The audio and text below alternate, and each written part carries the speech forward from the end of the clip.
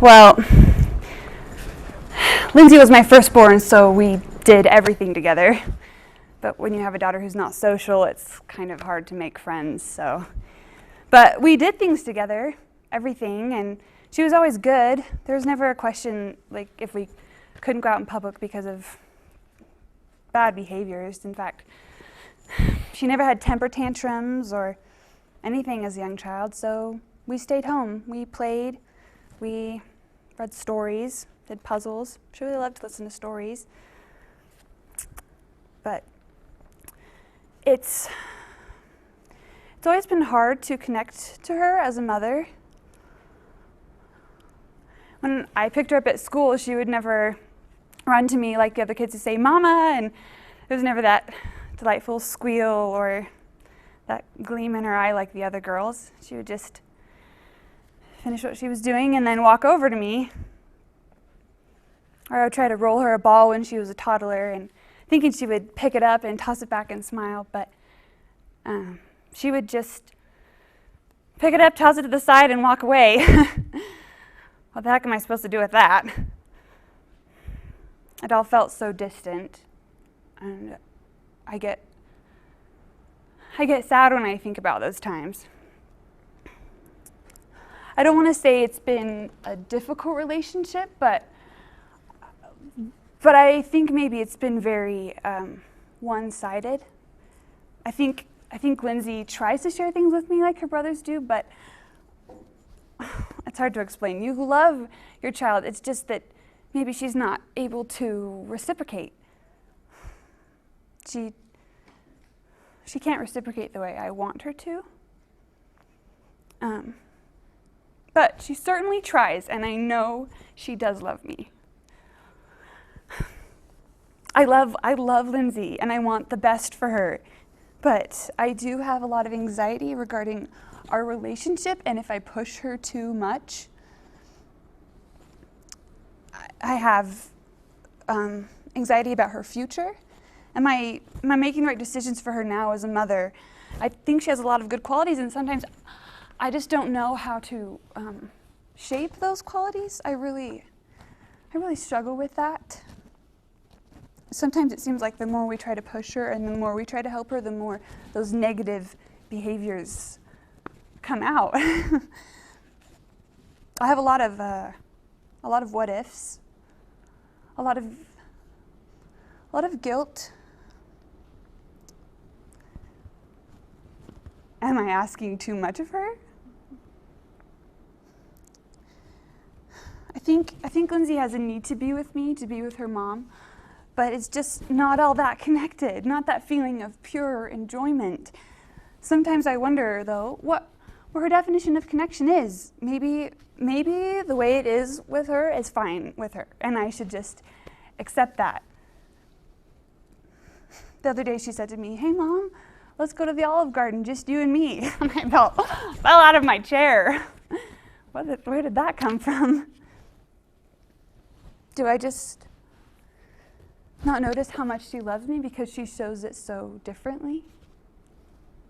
As a mother, it's hard because it's always so easy to see the deficits and not the good stuff.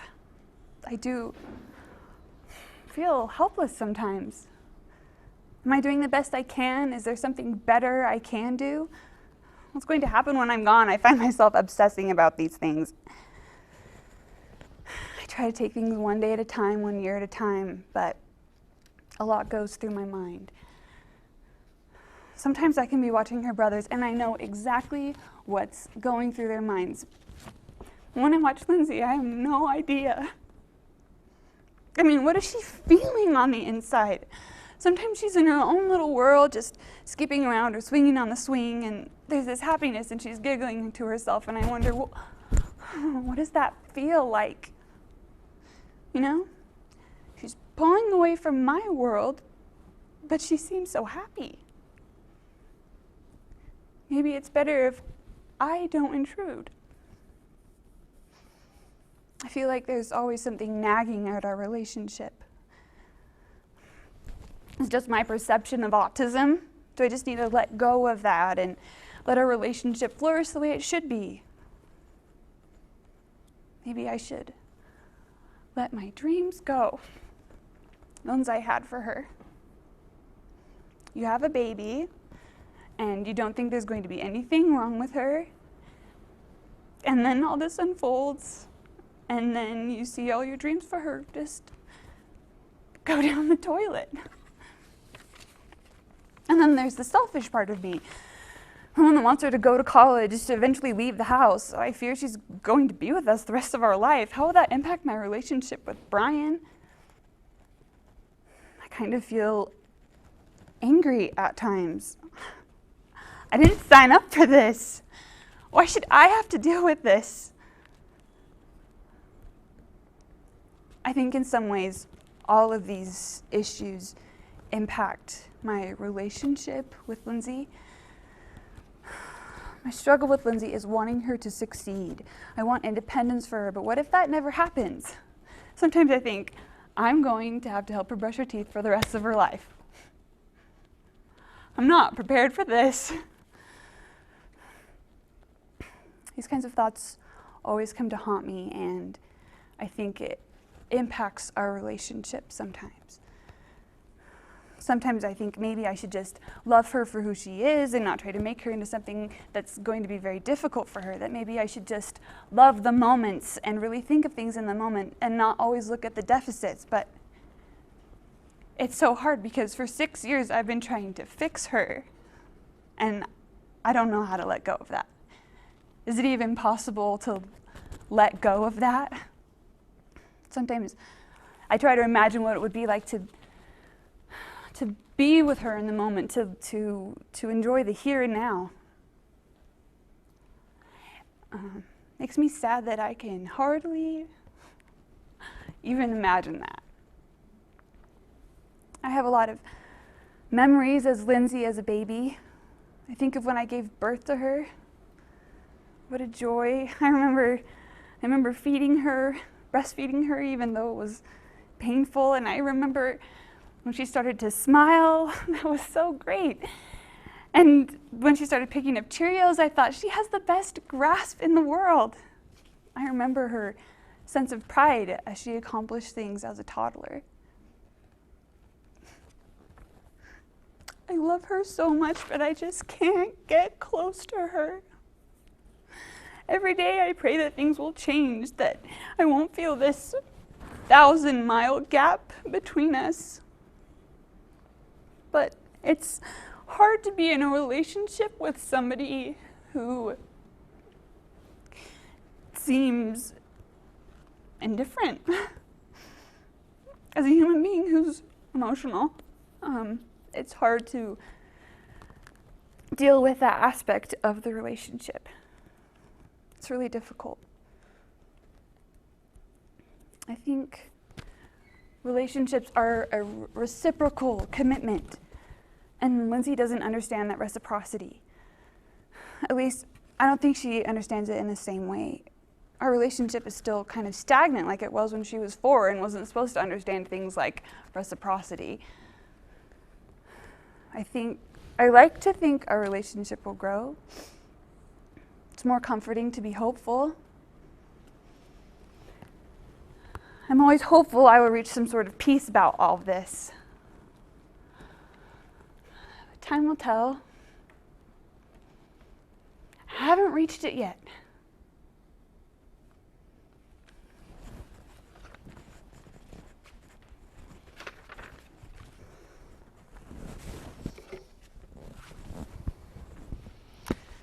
Well, Joseph's first words were, "Go away." Can you imagine that? My son's first words were, "Go away." But here's the crazy part. You ready for this? It didn't bother me. I knew that he didn't mean it. It was just because he wanted his mom and I was in the way. She was the one who took care of him. She was the one who was there all the time. She was the nurturer. I was like the Christmas dad. I came home from work. I took him to McDonald's. I gave him presents. He loves his mom and I was just in the way. But that didn't mean he didn't love me. I know he loves me. I can feel it. But he has autism, and that's he's just not going to show his love in the same way, and I know that. So I don't dwell on it. I never have. When my son was little, we didn't suspect a thing. He was totally normal. He just did stuff like babies do. He sat there on my lap watching TV. If something was going on, I sure didn't know it. The only weird thing was that he didn't like Disneyland. Now, that was strange. What kid doesn't like Disneyland? But he didn't. He didn't want to do any of the rides. He didn't want to talk to any of those characters that wandered around. He just wanted to be pushed in the stroller back and forth constantly, back and forth, back and forth. It ruined our vacation. So we didn't find out he was autistic until he was over 3. When we found out, it was by accident. The woman who told us didn't know that we didn't know that he had autism, and she told us that she'd be happy to have our son at her school because she has a lot of experience working with kids with autism. What? What did you just say? Autism? Who said anything about autism? What are you talking about? My wife was freaked out. I said, honey, whatever it is, we'll deal with it. We'll just deal with it. Sometimes I think about writing a book about autism, but not one that's all depressing and all, but one that shows how funny autism can be. I mean, really, sometimes you just have to laugh about what your kid does. Joseph is always watching TV and picking up quotes and lines from cartoons and movies and using them for his own words. You know, like he doesn't have words of his own, so he uses the words of the characters. And sometimes it's just so hilarious. I burst out laughing. Like the other day at church, and that's a whole nother story, being with Joseph at church. We were singing the songs, and I love to sing, so I was just belting out this hymn, and Joseph is really sensitive to loud noise, and so all of a sudden, loud as can be, he turns around and says, "Hey, Dad, shut your pie hole." It was so funny. I just almost peed my pants because I was laughing so hard. And everyone just laughed. And sometimes that's really all you can do. My mom was always sending us information about treatments and this and that. And she's got good intentions. She says she and Dad will pay for it. But I'm like, Mom, quit spending my inheritance. We can't fix what he has. He's fine just the way he is. We can't fix it. Don't want to fix it. He's Joseph, and we love him for who he is.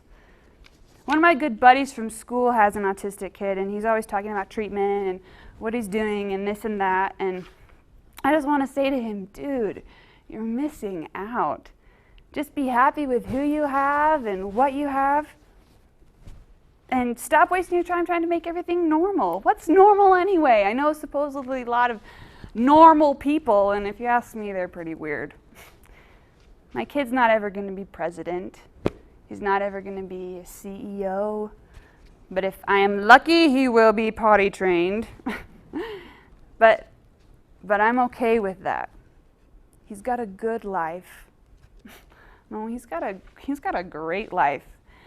He's got a family who loves him. He's got cousins and his mom. He will always have a place to live, and he's the happiest, smiliest kid I've ever met. In some ways, his life will be easier. No job, no drama, no crazy coworkers. Maybe he's the lucky one.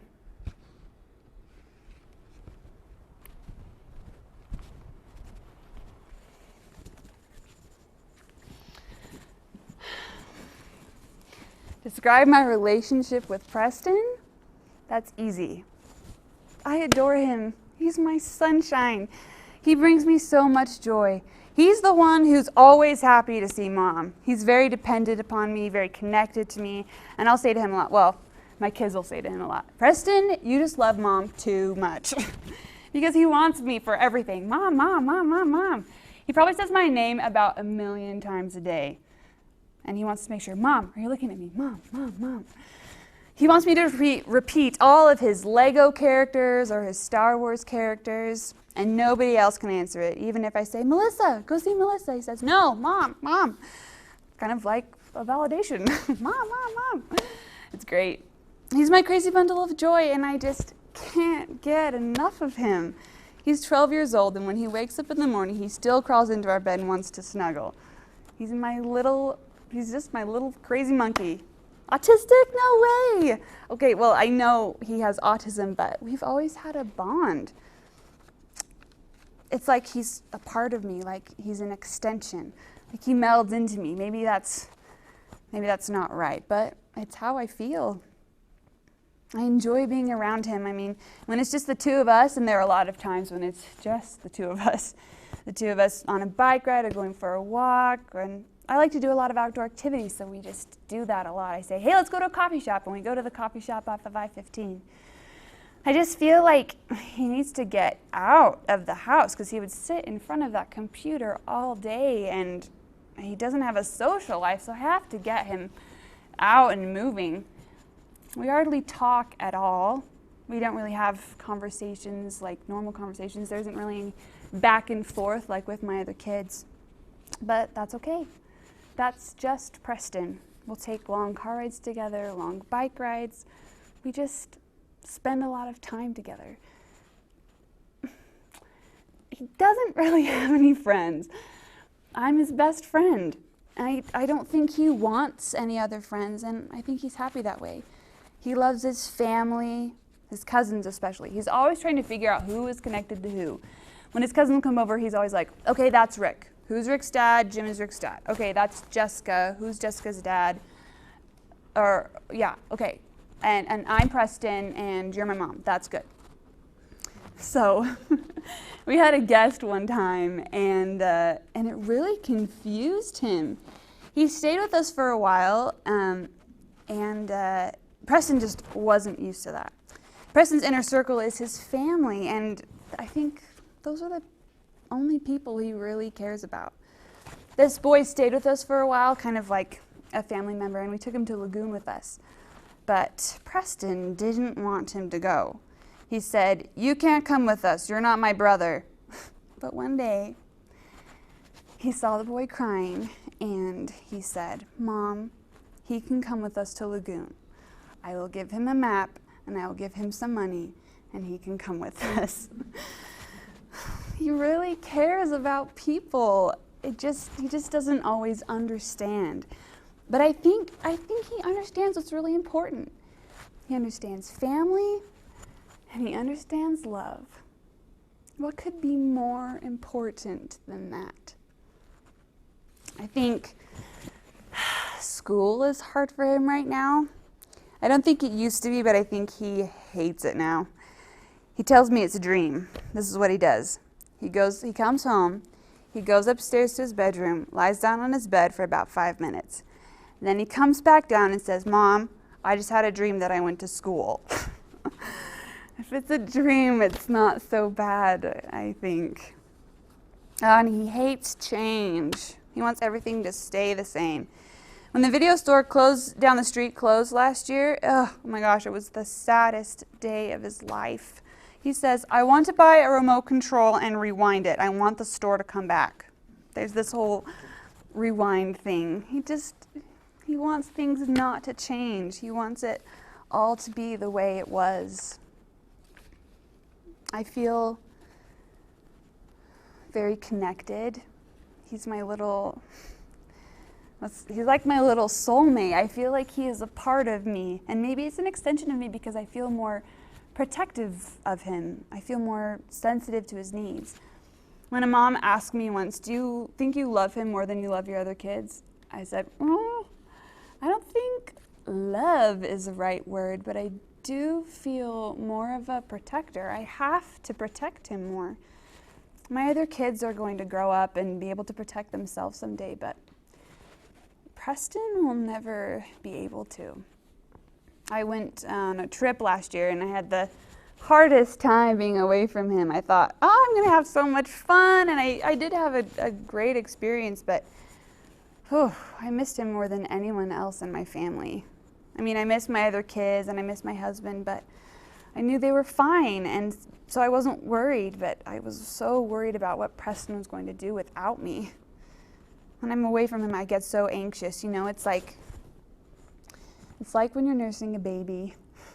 Finding the women here. When you're nursing a baby, and you're the only one who can do that for them. When I go on a trip, my husband will say, "Why are you so nervous?" And my other kids will get to the age where they really stop needing me, but I don't think Preston will ever stop needing me. I see us growing old together. Although we've already told our other kids, you get him for the summer.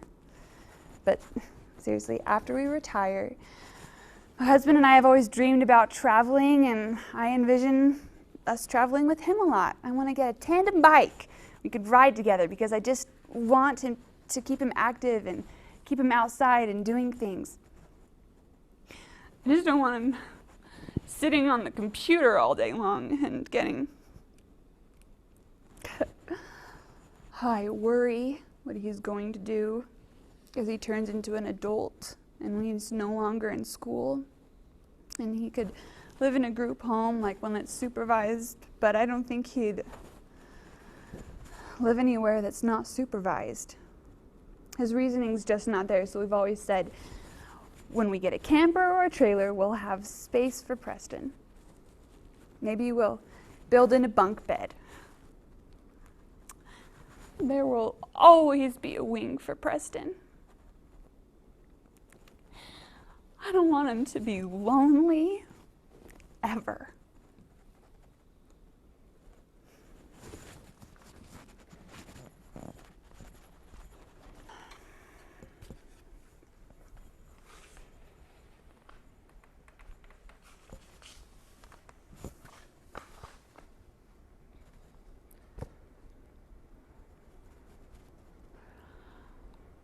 I think we're just ghosts in our daughter's world.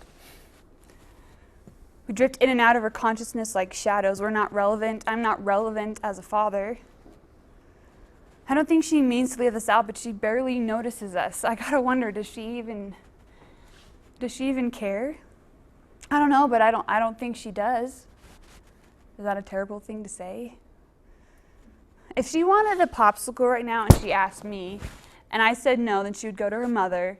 And if her mother said no, then she would go to you, a complete stranger, because she doesn't distinguish people. She doesn't differentiate who her mom and dad are. She would look for your permission exactly like she would look for ours, but you're a stranger and we're her parents. It's just crazy. She doesn't depend on me to be her dad. She was little, I swear she would have wandered off with anybody. If someone had come up to her and taken her hand at the zoo or something, she would have just wandered off. I don't think she knew that she was supposed to stay with me, her dad. It's like she lives in this phased out existence and we're always passing by each other, but we never really connect. It's kind of weird when I come home from work, I think, oh, Sori's gonna be happy to see me. She's gonna run over to me and smile and jump in my arms and say, "Hey Dad, you're home." But that never happens. I come home and she just keeps playing with whatever she's playing with. She's just locked in like a laser onto whatever she's got her hands on. She doesn't seem to notice when Jenna, that's my wife, comes or goes. And when she was really little, we thought she was deaf because she wouldn't look up when we came in and out the door. She would never look up when we called her name. We'd call Suri, Suri, Suri, but over and over and over again. I would start to get a little crazy and shout her name. Why isn't she answering? We got her hearing tested, but the doctor said that her hearing was perfectly normal. Instead of feeling relieved, we felt worse. Okay, so if it's not her hearing, then what the heck is it? Man, she was a crazy sleeper. Or I should say she never slept. I knew something was wrong. And the girl loved trains. I mean, she really loved trains. That was all she ever played with, over and over and over again. So I Googled sleep problems and trains and got about 1 million hits for autism. I knew it then. So that's when I started studying it. One of the weird things is she doesn't call me Dad, she calls me Ted. I don't really understand why she does that. I guess I don't mind. It would just mean the world to me if she could call me Dad. Do you think she'll ever learn that? I don't know. I wonder. I wonder about her a lot. What is she feeling? What is she thinking? Is she in pain? Not physical pain, but emotional pain. She lives in this world with all these people that she can't understand. That's got to be lonely for her, don't you think? To not be able to understand understand things and the verbal cues and all the nuances. To just wonder about the anxiety that she must feel. Not really pain, I guess, but anxiety. This is all a terrible outcome. A bad, sad, frustrating outcome. I don't have some kind of belief system that tells me that when we die, everything is going to be okay and all of this pain and suffering will have been worth it. That's not going to happen for me, and so I have to live with the here and now, and it's really, really hard. None of my secret dreams for her have come true, or my deepest desires as a dad. It's like we were two balls being hit into the air and just always missing each other. But, okay, there are those moments, these snatches when something happens and I feel really connected to her. Like the other day at the Village Inn, we were sitting there eating burgers and fries, not talking, and she looked up at me. She looked up at me with this big ketchup-y smile, and she just looked right into my eyes as if to say, "Hey, Dad, this is really cool being here with you." And I just about started bawling. Oh, it's those moments that I live for. It's those moments that get me through the day.